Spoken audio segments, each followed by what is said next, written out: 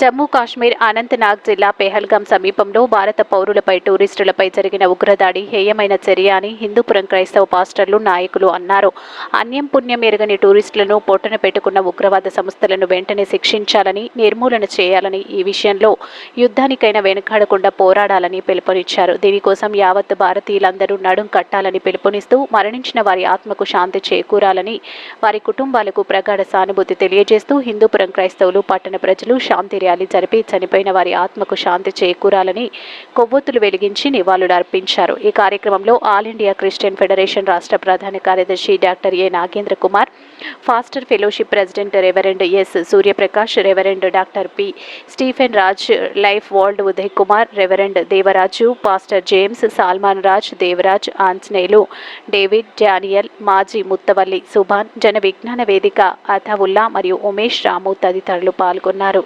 ఈ దాడుల్లో ఏ కుటుంబాలైతే నష్టపోయాయో ఆ కుటుంబాలకు భగవంతుడు శాంతి సమాధానం ఇవ్వాలనని, భగవంతుడే వారిని ఆదరించి ఓదార్చాలనని, ప్రభుత్వాలు వారికి అండగా నిలిచి వారికి న్యాయం చేయాలని మేము కోరుతూ ఉన్నాం.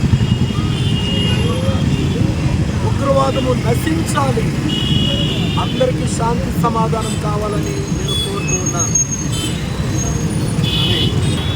ఈరోజు భారతదేశం ఎంత శాంతి సామరస్యాలతో ఉందంటే ప్రపంచ దేశాలన్నింటిలో కూడా ప్రజలు సుఖ సంతోషాలతో ఉండే దేశాలలో ముందు వరుసలో నా దేశం ఉంటుంది. అయినప్పటికీ అనాది కాలం నుంచి కూడా కొన్ని ఉగ్రవాద సంస్థలు ఒక దేశం పెట్టుబడి పెట్టి శిక్షణ ఇస్తూ మన దేశం మీద గురిపెడుతూ మన సార్వభౌమాధికారాన్ని, మన సమగ్రతను, మన శాంతి భద్రతను దెబ్బకొట్టే విధంగా ఎన్నో ఉగ్రవాద సంస్థలు పుట్టగొడుగుల్లాగా పుట్టుకొచ్చాయి.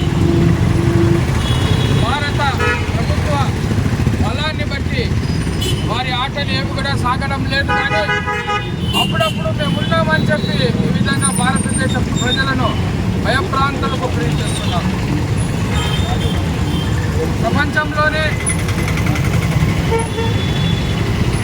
స్విట్జర్లాండ్ ఆఫ్ ఇండియా అని పిలువబడుతున్న జమ్మూ కాశ్మీర్ను ఒక టూరిస్ట్ డెస్టినేషన్గా ఉన్న ఒక ప్రదేశాన్ని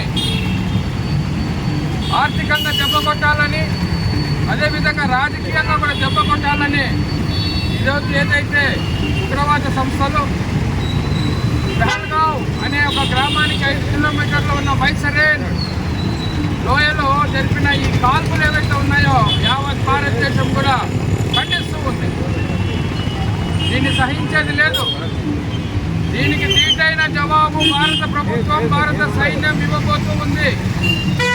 అలా కానప్పుడు భారత ప్రజలే చొరవ తీసుకొని దీనికి జవాబు ఇవ్వడానికి సిద్ధంగా ఉన్నారు.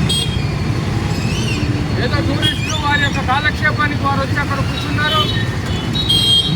ఈ యొక్క భారతదేశం మీద దెబ్బ కొట్టాలనుకున్న ఉగ్ర సంస్థల్లో కొన్ని సంస్థలు, వారి అనుబంధ సంస్థలు హేయమైన చర్యగా, నీచమైన చర్యగా పౌరుల మీద కాల్పులు జరిపి అందులో 3 అధికారులు కూడా ఉన్నారు. ప్రత్యేకించి ఒక నేవీ అధికారి ఉన్నారు.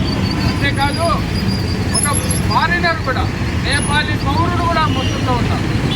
ఇది మన దేశానికి ఎంతగానో బాధించింది, చాలా కష్టంగా అనిపించింది. కాబట్టి భారతదేశ ప్రజల తరఫున ఆ ఉగ్రవాద సంస్థలన్నింటినీ మట్టుబెట్టాలి. ఎవరిని కూడా సహించేది లేదు. ఈరోజు 5 మంది 6 మంది వచ్చిందొచ్చు, రేపు ఇంకా 100 మంది ఉన్నారు, ఇంకా 100 సంస్థలు ఉన్నాయి. అంతేకాకుండా ఈ ఉగ్రవాద సంస్థలకు పెట్టుబడి పెడుతున్న దేశాలు కావచ్చు, వ్యాపారవేత్తలు కావచ్చు, వాళ్ళని కూడా గుర్తించి వారిని మట్టుబెట్టాలి. అవసరమైతే ఏ దేశంలో అయితే ఉగ్రవాద సంస్థలు ఉన్నాయో ఆ దేశాలు సహకరించాలి వారిని మట్టుబెట్టడానికి. లేదంటే ఆ దేశం మీద యుద్ధం చేయడానికైనా సిద్ధంగా ఉండాలి. ఒకటి, వారికి అవకాశం ఇద్దాం. మీరు నిజంగానే నిజాయితీ పరులైతే మీ నిజాయితీ నిరూపించుకోవడానికి ఈ దేశంలో శిక్షణ పొందిన ఉగ్రవాద సంస్థల్ని పట్టు పెట్టడానికి మీరు సహకరించండి. మీ సైన్యంతో మా సైన్యాన్ని కలిపి మనందరినీ నిర్మూలన చేయండి. లేదంటే ఈ క్షణంలో భారత ప్రభుత్వం ఎంతో చాలా స్ట్రాంగ్గా ఉంది. యుద్ధం ప్రకటించడానికి సిద్ధంగా ఉన్నామని తెలియజేస్తూ యావత్ భారతదేశం అంతా కూడా ఐక్యతగా ఉంటుంది. మేమందరం ఎప్పుడు సమైక్యతతో ఉంటాం, ఐక్యతతో ఉంటాం. మా జోలికి వస్తే ఎవరిని కూడా వదిలేది లేదు. భారతదేశం అంతా కలుసుకొని భారతీయులుగా మేము యుద్ధాలు ప్రకటిస్తాం.